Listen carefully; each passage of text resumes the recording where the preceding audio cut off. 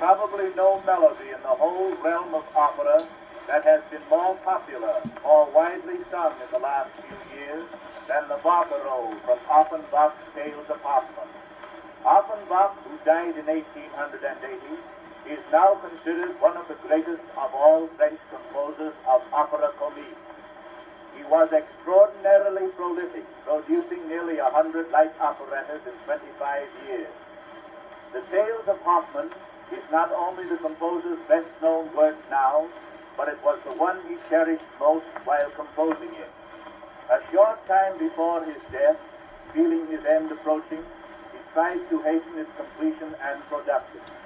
His greatest wish, that of witnessing the premiere performance, was not gratified, for he died a few months before it could be presented.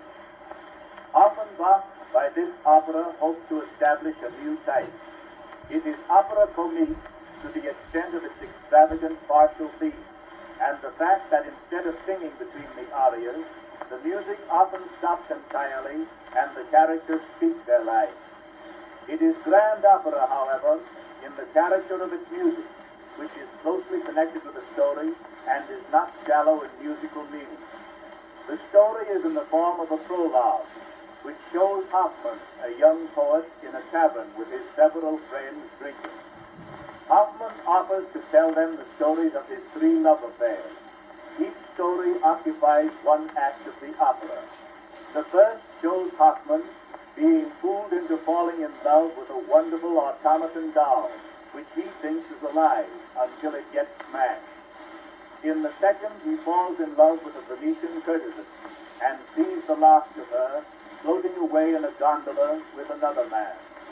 The third tale shows one of Hoffmann's former loves, a young girl who still loves him. Her mother was a wonderful songstress, and she also possesses a beautiful voice, but she has consumption and cannot sing for fear of death. An evil doctor and the vision of her dead mother persuade her to sing. She does so. Hoffmann appears, and she dies choking in his arms. The beautiful Barcarolle is played twice in the opera, once by the orchestra at the beginning of the second tale, and later during the second tale, with chorus behind the scenes. It is sung by Niklaus, Hoffmann's companion in his adventures, and Giulietta, the Venetian courtesan. Alice Verlet, as a coloratura soprano, is second to none in the world. She is well known both in America and Europe.